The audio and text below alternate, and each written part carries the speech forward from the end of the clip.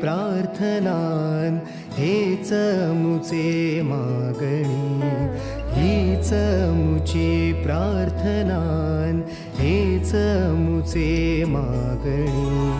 माणसाने माणसाशी माणसासम वागणे,